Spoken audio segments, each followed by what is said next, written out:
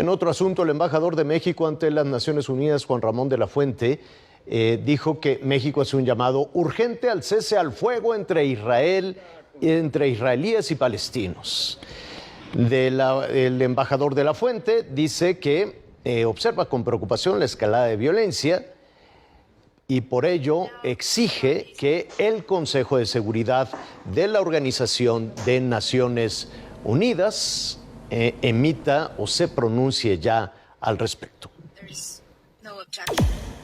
Los ataques indiscriminados, la retórica incendiaria y las provocaciones no hacen más que alimentar la espiral de violencia. Resulta imperativo para este Consejo alzar una voz unida, tratar de poner fin a la violencia de los últimos días, llamar a la protección urgente de la población civil, al respeto irrestricto del derecho internacional humanitario y al diálogo entre las partes como única solución posible. Bueno, y mire, como muestra de lo que se está viviendo en esta región del mundo, vamos a presentarle algunas imágenes, son muy fuertes, de los bombardeos, los misiles israelíes que tuvieron hoy como blanco un edificio, sede de la oficina de la agencia de noticias Associated Press y también de la cadena de noticias qatarí Al Jazeera. Ni siquiera ese factor detuvo a Israel, que justificó el ataque diciendo que en ese edificio había integrantes del grupo Hamas, este grupo identificado como terrorista. Además dijo que advirtió del bombardeo para que los periodistas se pusieran a salvo. En medio de todo esto, el presidente de Estados Unidos, Joe Biden, habló de este tema con el primer ministro israelí Benjamin Netanyahu y por primera vez dijo que apoyará un cese al fuego. ¿A usted? Es artillería israelí bombardeando blancos dentro de Palestina. El que el ejército israelí mueva su artillería a la frontera con Gaza inquieta a mucha gente, porque es una indicación de que no tiene intenciones de detener sus bombardeos. Ahora ve usted también cómo la Fuerza Aérea Israelí hoy destruyó un túnel que dijo era estratégico para el movimiento de Hamas. Estados Unidos llama a Hamas una organización terrorista, aunque desde el 2007 es el grupo que gobierna Gaza dentro de Palestina.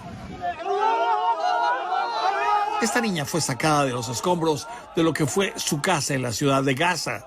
Sushi Eskutana estuvo atrapada en los escombros durante 7 horas, antes de ser reunida con Riyad, su padre, en el hospital. Su padre dice que acababa de ponerla en su cama cuando una bomba israelí derrumbó su casa. De las ruinas, uno de sus hijos pedía auxilio, pero el padre no lo pudo rescatar. Sushi es todo lo que le queda a Riyad. Sus otros 4 hijos y su esposa murieron en el ataque. Mucha gente por eso ya se hartó en Estados Unidos de los enfrentamientos. Estas enormes manifestaciones en Chicago son la muestra. Miles ya salieron a demandar que Estados Unidos detenga el conflicto. El presidente Joe Biden repetidamente ha dicho que Israel tiene derecho a defenderse en contra de actos terroristas, que es lo que le dijo al primer ministro de Israel en su segunda conversación en una semana.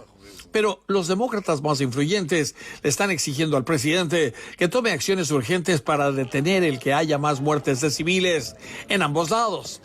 El presidente Joe Biden habló hoy con Benjamin Netanyahu, el primer ministro de Israel. Las cosas se complican porque Estados Unidos no tiene embajador en Israel. Por eso, lo que va a hacer el presidente Biden es enviar a un emisario especial, un embajador que tratará y dialogará y negociará con Israel y al mismo tiempo con los palestinos para tratar de llegar a un cese al fuego lo antes posible.